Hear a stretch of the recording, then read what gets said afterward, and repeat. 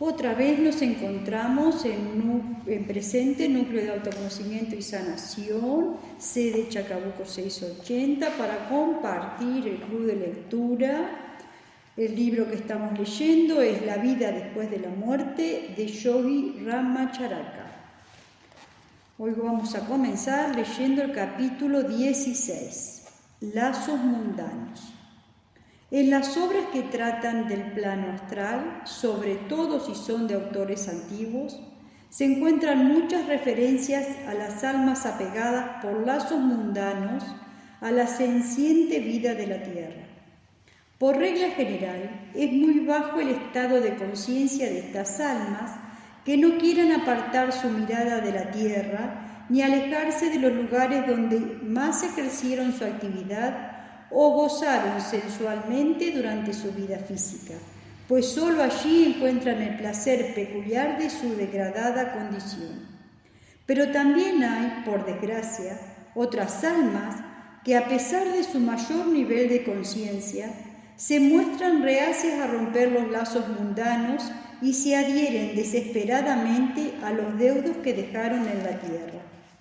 Suele suceder que un alma predispuesta a vivir normalmente en los subplanos superiores del plano astral está tan preocupada por las cosas de la tierra que cuando despierta de su sueño se afana por volver a inmiscuirse en los asuntos mundanos. Esta siniestra condición deriva generalmente del incumplimiento de algún deber sagrado, del remordimiento ocasionado por algún daño gravísimo inferido al prójimo o de la ansiedad por el porvenir de los de su sangre que quedaron en la tierra. En tales casos, la entidad astral planea en el espacio junto a la persona o sobre el lugar en que tiene enfocado su interés. En condiciones psíquicas extremas puede hacerse visible a la persona con quien necesita comunicarse. A esta clase pertenecen las pobres almas errantes de uno a otro de los lugares que frecuentan en vida, cuyo remordimiento las mueve a esfuerzos vanos para remediar el mal que a sí mismas o a los demás hicieron. Por supuesto, estas almas infortunadas no están completamente despiertas en el mundo astral ni en el físico, sino en un estado sonámbulo entre ambos planos, sin participar de la normalidad de la vida astral ni de la terrena. En análoga condición se encuentran aquellas otras almas atormentadas por el pensamiento de haber dejado incompleta una labor e incumplido un deber, y que en su estado sonámbulo planean sobre los lugares más frecuentados en su vida anterior y más particularmente rondan por la casa en que habitaron, con el somnoliento propósito de enmendar sus yerros. A otra clase pertenecen las almas no por interés material, sino por el vivísimo afecto que profesaron a sus deudos más cercanos. Se atan a la tierra con el vano propósito de servirles de auxilio y guía. En todos casos, el deber del alma encarnada es enviar al alma en pena a un pensamiento de amor con la deliberada sugestión de que se aparte de las cosas del mundo físico, porque su propio escenario de actividad es el mundo astral, donde está obligada a proseguir su desenvolvimiento en obediencia a la atracción de los subplanos superiores. Quienes tengan la seguridad de que una de estas almas desencarnadas se cierne a su alrededor, no han de vacilar en cumplir con el deber de darle dicho consejo, por muy dolorosa que sea la repulsa, aunque se ha de tener en cuenta que, a causa de su estado sonámbulo, el alma desencarnada se manifiesta en una tónica ingenuamente infantil. Por lo general, no le cuesta mucho seguir el consejo y obedecer la insinuación, por más que en los momentos llore como un chiquillo. Sin embargo, si bien muchas almas aceptan el consejo y ceden a la atracción de los subplanos superiores, sucede que aun sin necesidad de tal consejo, el alma desencarnada acaba por hacerse cargo de su desairada situación, cesa su existencia inquieta y prevalece la atracción superior que la conduce a un nivel adecuado del mundo astral. Prevenimos contra todo intento de mantener cercana a este mundo el alma que repugna romper los lazos que la atan a las cosas materiales, porque sería como alentar al feto a que permaneciese en la matriz o a la crisálida que se mantuviera en el capullo. Ningún bien puede provenir de quebrantar las leyes de la naturaleza en cualquier plano de existencia. La clase inferior de almas apegadas a la tierra es muy distinta y bastante peor que las dos clases anteriores. Son almas de muy bajo estado de conciencia, en que predomina la animalidad. Los instintos brutales son su característica emocional. En estas almas es tan poderosa la tendencia a las cosas de la tierra que prepondera contra la atracción de los subplanos superiores. Estas almas viven en un subplano tan cercano al mundo físico como les es posible a su lastimosa condición. En efecto, el subplano inferior del astral donde moran estas almas está tan próximo al mundo físico que parece ser el anillo de tránsito o subplano de transición entre uno y otro mundo o una mezcla de ambos. Únicamente los separa un tenue velo, que es una continua tentación para dichas almas que, aunque no pueden tomar parte en los sucesos terrenos, perciben confusamente cuanto va ocurriendo en la tierra. Estas almas de atrasada evolución restringen su visita a los lugares en que más actuaron durante la vida terrena y se complacen siniestramente en influir en las personas de su misma índole, incitándola a toda clase de acciones escrupulosas y aún de crímenes.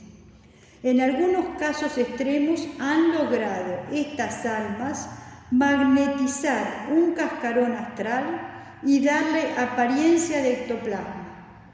La índole de estas entidades varía muy poco al pasar del plano físico al astral y se deleitan en las burlas y jugarretas con que alucinan a los concurrentes a las sesiones espiritistas, haciendo sonar los timbres de las casas, apagando las luces, provocando ruidos extraños y golpeando a los circunstantes.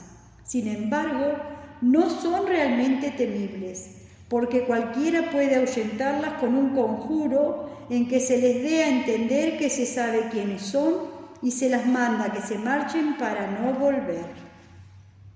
Un mandato enérgico con voz de autoridad y la manifestación rotunda de que se les ha descubierto el juego bastarán para que se retiren cabizbajas y cariacontecidas a su propio subplano.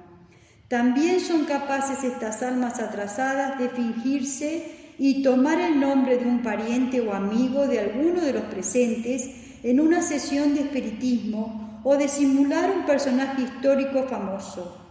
Todo el que de buena fe o con propósito de investigación y examen imparcial haya asistido a las sesiones espiritistas y escuchado lo dicho por el falso Washington o el Julio César simulado, en el tono y el lenguaje peculiares de los barrios bajos, comprenderá la razón de nuestros acertos.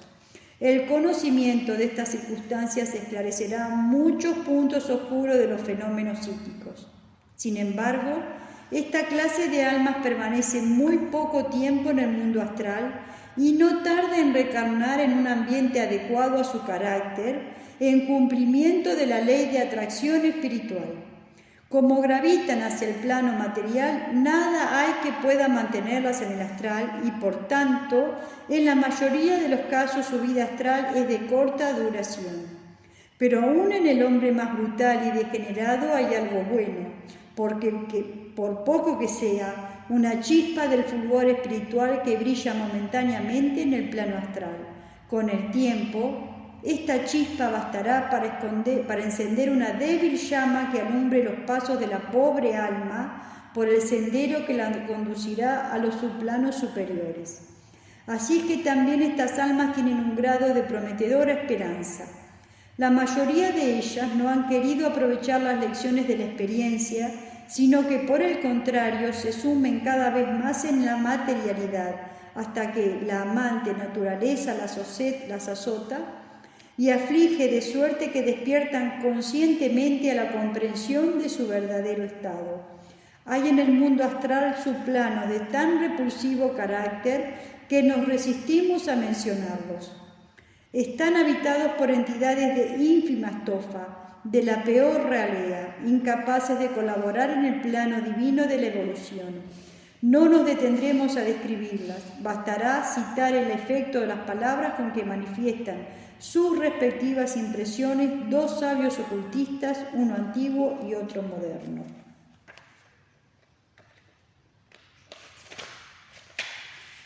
Dice el antiguo: ¿qué lugar es el que veo? No hay agua, no hay aire, no hay luz, no hay suelo. Es el abismo insondable, tan negro como la más negra noche. Dice el moderno: muchos estudiantes de ocultismo repugnan la investigación de este subplano por lo desagradable, pues produce una sensación de pesadez y materialidad indescriptiblemente repugnante al yo que actúa libremente en su cuerpo astral, porque parece atravesar un fluido negro y viscoso, aparte de lo antipático de las entidades que lo pueblan. No es necesario amonestar a las personas discretas en el sentido de que no interpongan sus presentes fenómenos psíquicos de carácter material que las pondrían en contacto más o menos directo con los subplanos inferiores del plano astral.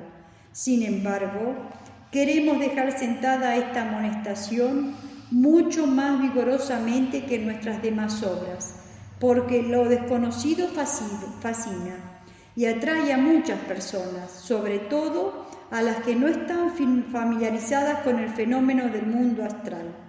Estas personas, embargadas de curiosidad, se lanzan imprudentemente a donde los ángeles temerían entrar y atraen todo linaje siniestro de entidades y condiciones astrales.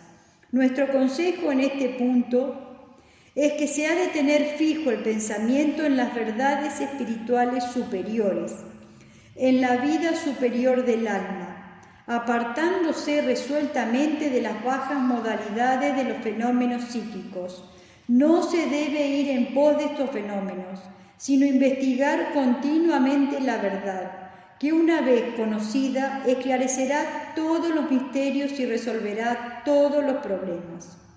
La curiosidad que no tiene por objeto el acrecentamiento de la energía mental por la adquisición de mayor suma de conocimientos es curiosidad malsana, semejante a la del niño que se abraza la mano al tocar la estufa. Busquemos siempre el fulgor solar del espíritu y evitemos los pálidos rayos del fenómeno psíquico. Capítulo 17. Cascarones astrales. No quedaría completa la tarea que hemos emprendido en este libro si omitiéramos un peculiar fenómeno del mundo astral que confunde a los investigadores nobles de los fenómenos psíquicos. Se trata de los llamados cascarones astrales, o sea, los cuerpos desechados o cadáveres de las entidades que pasan del mundo astral al celeste. Estos cascarones se confunden muchas veces con la verdadera entidad, y esa confusión ocasiona errores deplorables. Todo ser humano tiene durante su vida en la tierra, además del cuerpo físico, otro de la misma configuración, pero de materia muchísimo más sutil, llamado cuerpo astral, o en la India, Linga Sharira. ¿Sí? El cuerpo astral es una exacta contraparte del físico, como si fuese el sutilísimo molde del cuerpo físico. Cuando al morir en la tierra el alma desecha el cuerpo físico, sigue viviendo en su cuerpo astral, hasta que también lo desecha al pasar al mundo celeste o de Bacán. El cuerpo astral, así desechado, es lo que los ocultistas llaman cascarón astral. En una de nuestras obras anteriores dijimos sobre el particular lo siguiente, y acá viene una cosa que no lo vamos a profundizar, pero yo se lo voy a mencionar para los que van a los talleres. ¿Se acuerdan que en algún momento, en algún taller, yo les hablé que nosotros tenemos muchas vidas, o sea, el alma tiene muchas vidas, y que llega un momento que ya el alma forma el cuerpo lunar? El cuerpo lunar no es el cuerpo astral, es otro cuerpo. Se llama cuerpo lunar o cuerpo preespiritual. El cuerpo espiritual se llama solar. El cuerpo preespiritual se llama lunar, que es cuando ya no se tiene que volver. ¿Se comprende?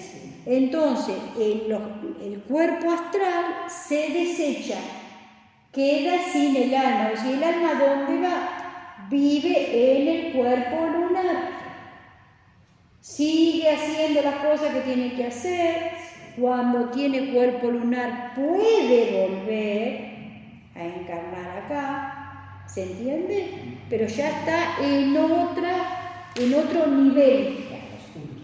Está en los últimos niveles de la evolución de estos planos, de estos mundos, podemos decir. Bien. El cuerpo astral, es una de nuestras obras anteriores, dijimos sobre el particular lo siguiente. El cuerpo astral perdura todo el tiempo que el alma permanece en el mundo astral. En determinadas circunstancias es físicamente visible, pues se manifiesta en lo que algunos llaman fantasma o espectro y otros ectoplasma, es decir, esa cosa que nosotros vemos. Pero cuando la entidad astral pasa al mundo celeste, se desprende de su cuerpo astral, que entonces no es más que un cadáver, es un cadáver energético. Aunque de materia harto más fina que lo de los cadáveres físicos. Un cascarón, un tapado viejo, muy bien. En tal estado carece de vida y de inteligencia, y tiene el aspecto de una nube con forma humana, que va desintegrándose lentamente mientras flota errático por las zonas inferiores de la atmósfera astral, como un globo que se va desinflando. Bien, hasta que al fin se descompone sus elementos originarios. Parece tener particular propensión hacia los cadáveres físicos y a veces se junta con él para desintegrarse ambos a la par. Los individuos de clarivisión psíquica ya normal, ya provocada por alguna emoción violenta, suelen ver los cascarones astrales flotando sobre las tumbas de los cementerios o sobre los campos de batalla, confundiéndolos con los espíritus de los difuntos. Estos cascarones astrales pueden asumir apariencia de vida. Esto es importantísimo, Estos cascarones astrales pueden asumir apariencia de vida por el contacto con un medium cuya energía vital los galvanice y cuya subconsciencia le preste algo de inteligencia. ¿Se entiende? Ahí está. ¿Se entiende? Igual que acá nosotros entramos en contacto con otra persona. Cuando entramos en contacto con otra persona, ya estamos vivos y entramos en contacto, ¿qué sucede con los campos de energía? Hay una comunicación energética. El que tiene más energía siempre le da al que tiene menos, no si le quiere dar o no. Claro, es automático. Es automático. ¿Sí? Por eso a veces no es que el otro te chupa la energía, simplemente te descarga. ¿Por qué? Porque la energía siempre tiende, ¿sí?, a que del plano superior, así como de arriba podemos bajar, pero no podemos subir, por una cuestión de ayudar al proceso de la evolución, siempre el que le tiene más le da al que tiene menos. Por eso también es verdad que cuando uno va aprendiendo, uno deja de estar con personas de bajo nivel de conciencia, porque el otro te come. Sí, te absorbe. Aunque no quiera. Claro, sí, es la ley natural. Entonces de manera normal es como que no vamos perdiendo las ganas. Claro. ¿Se comprende? Sí. No es que si el otro es malo, bueno, el otro puede ser buenísimo, pero si está en un nivel tan inferior, ¿sí? Que tira vos ahí abajo. Sí. ¿Se comprendió? Bien. Igual lo vamos a charlar más adelante de nuevo. En algunas sesiones espirituales, el médium visualiza uno de estos cascarones astrales. La energía pránica de los circunstantes colocados en círculo ayuda a la vitalización, de modo que la comunicación recibida no es en tal caso ni más ni menos que una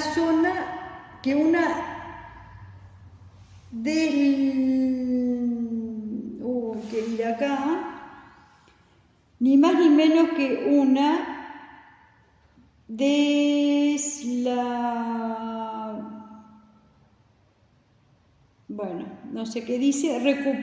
repercusión de la subconsciencia del médium. Es decir, que lo que en esos casos se recibe de ese supuesto fantasma es lo que uno quiere oír, lo que uno ya tiene en el campo de energía. Entonces el otro te dice, aunque parezca mentira, lo que uno quiere oír.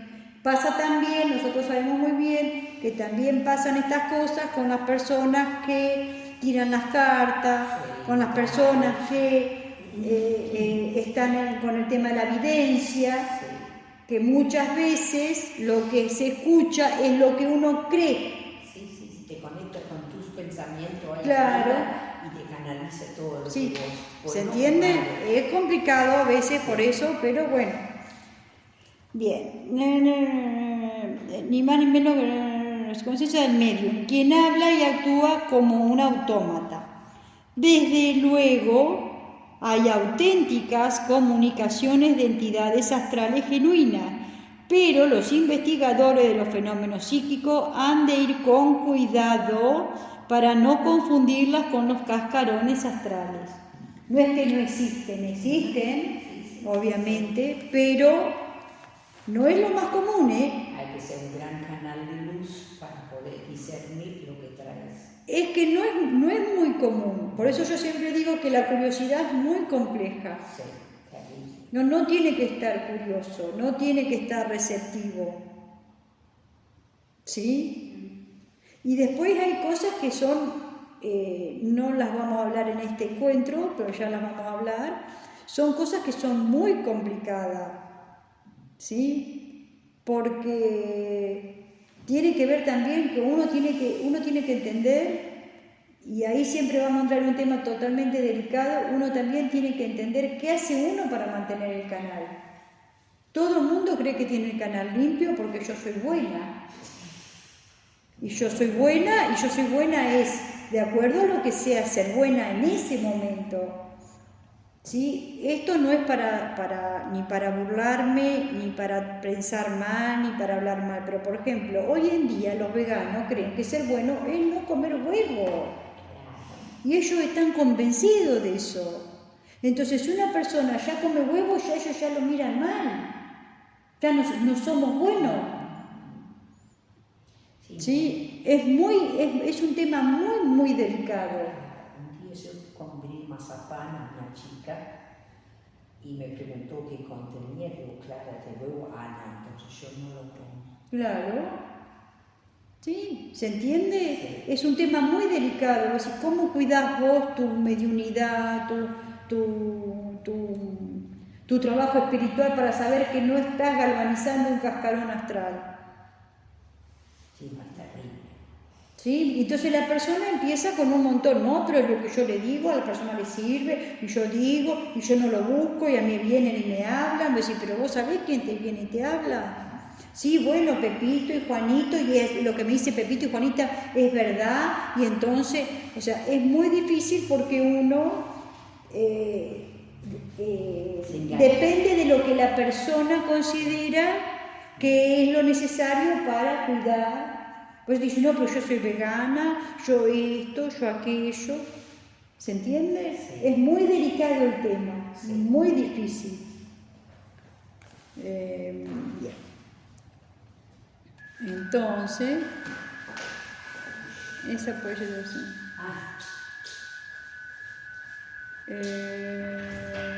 ¿Dónde?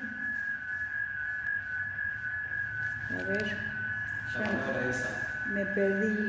Sí, ando buscando porque como tiene escrito en negrita cosas, está bien. Entonces, una prestigiosa autoridad en la materia que tratamos dice muy discretamente a este propósito.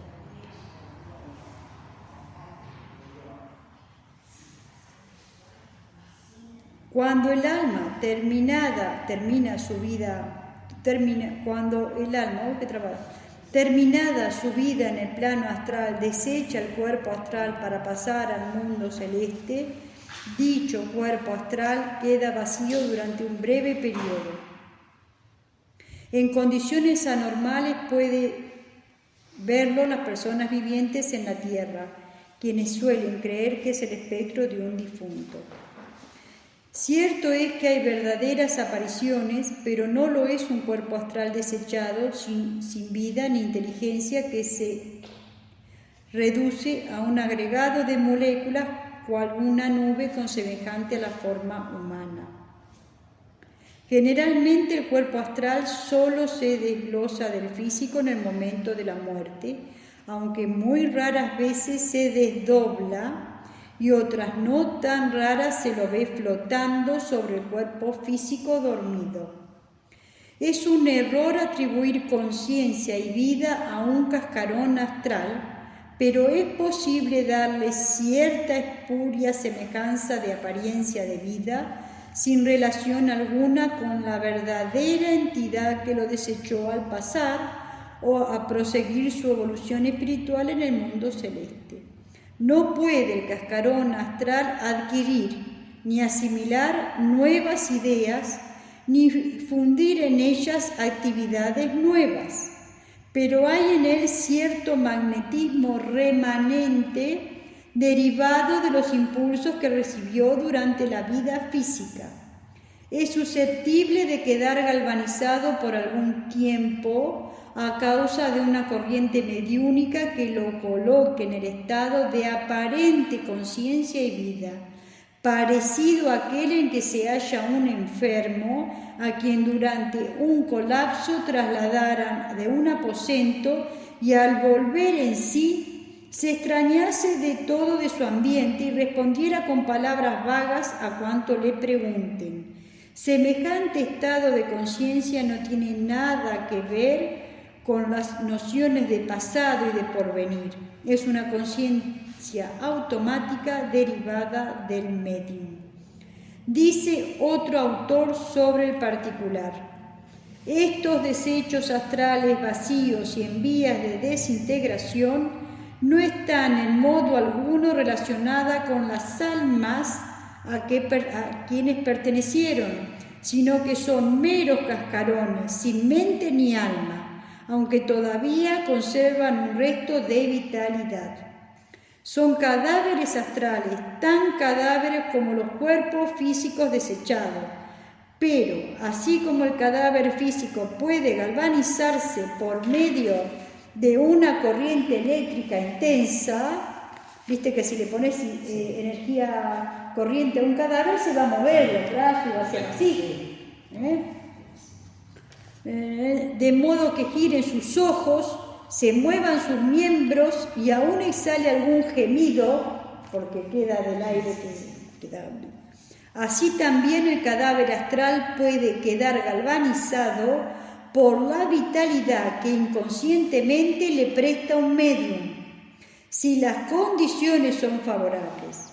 Incluso es posible que se materialice y que aparezca en ectoplasma moviéndose y hablando, pero todo ello por la influencia mental del medium y de los circundantes. ¿Viste esa persona que nos dijo de que se estaban todos tatuando el nombre y le piden ayuda a esa chica que se murió?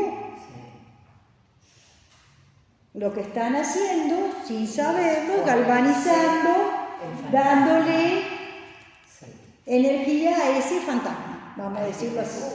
Ahí habrá que rezar y pedir que Claro. Porque todo es el aire de la oración. Claro, bueno, pero ahí no es que está el alma, ¿eh? No es que está atrapada la religiosa, es un cascarón. Sí. Es como un traje que se lo está... El alma por ahí siguió su camino. El alma siguió su camino, capaz. ¿Se entiende la diferencia? Sí. Y si vos rezás por esa persona que dejó ese cascarón, no se disuelve más fácil. No, porque ese cascarón tiene que ver con lo que están haciendo los otros. El alma se sacó el traje y siguió. Claro. No es que está el alma ahí. No es que está el alma atrapada en un subplano. Perfecto. Por eso es también tan difícil. Porque encima, como siempre, va a contestar lo que los medios, los que los otros que están pidiendo y pidiendo les va a decir. ¿Se comprende? Sí. Pero ya sabe que hasta las 2:30 estoy yo. Sí. Bien, ¿se comprendió? El estudiante de ocultismo que sea cuidadoso hallará en las obras de las más prestigiosas autoridades muchas amonestaciones contra el riesgo de confundir los fenómenos concernientes a los cascarones astrales con las auténticas comunicaciones entre los vivientes de la tierra y las almas desencarnadas. Una cosa es el cascarón astral y otra cosa es el alma, porque el alma no muere. El alma dejó ahí el cascarón, dijo ya está porque voy a otro lugar superior donde no tengo que usar el cuerpo astral, lo deja como cuando nos sacamos el traje de limpiar y nos ponemos el otro pijama, ¿sí? Y existe por supuesto la comunicación entre almas que están en un plano superior y nosotros. Bien, el estudiante, por falta de información verídica, es muy fácil que el vulgo caiga en el error de tomar los cascarones astrales por espíritus genuinos o entidades conscientes. Esto ha causado un gravísimo daño al espiritismo racional. Verdaderamente es una fantástica mojiganga lo de estos cascarones astrales que, vitalizados de un modo u otro por un medium, asumen la apariencia y suplantan a la individualidad de los parientes y amigos ya difuntos de quienes por conducto del medium quieren evocarlos. De esta terrible experiencia han sido víctimas muchos ardientes investigadores de los fenómenos psíquicos y también no pocas personas de buena fe, que llevadas por su vivo amor a sus difuntos trataron de comunicarse con ellos. Parece que la generalidad de la gente tiene en nuestros días mucha necesidad de conocimiento oculto verdadero, en vista de la afición a presenciar o intervenir en fenómenos psíquicos cuya índole no comprenden. Creemos no haber expuesto nada que pueda tomarse como ataque al verdadero espiritismo científico del mundo occidental. No tenemos tal intención ni es tal nuestro sentir. Sabemos que por medio del espiritismo moderno muchas almas fervorosas pueden haber recibido el conocimiento de las verdades espirituales y llegado a las puertas de la alta sabiduría oculta. En efecto, el espiritismo moderno apenas se ocupa ni se preocupa de los fenómenos y enfoca toda su mentalidad en la indagación de las verdaderas referentes a la vida superior del alma. Las advertencias y los consejos que hemos dado van dirigidos a cuantos se agitan en los arrabales y suburbios del espiritismo, anhelosos de presenciar fenómenos intensamente sorprendentes y emocionantes, También convienen a las mismas amonestaciones a los que por su vana curiosidad, sin espíritu científico, se suman al movimiento de investigaciones psíquicas. A unos y a otros les advertimos que se exponen a gravísimos riesgos si abren las puertas de su mente y de su alma a las influencias astrales sin que nadie las guíe y sin tener la suficiente preparación para actuar sin guía. Hay en el mundo astral pantanos y ciénagas con apariencia de suelo firme, donde pueden hundir sus pies los curiosos impertinentes. Por tanto, mucho cuidado con las vibraciones inferiores del mundo astral. Las vibraciones inferiores del mundo astral son superiores a las nuestras, por eso siempre tienen la tendencia a creer que son verdaderas y buenas. Mantener fija la mente y el alma en las verdades espirituales.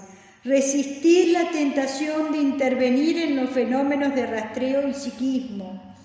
No hay satisfacción en la fase lunar del ocultismo, sino por el contrario, graves peligros. Volver el rostro al sol, vivir en las cumbres espirituales a donde no llegan los miasmas palúdicos del hediondo cenagal del psiquismo. Nunca repetirán suficientemente estas advertencias quienes se interesen por el bien de la humanidad. Muy bien, vamos a concluir la lectura de hoy.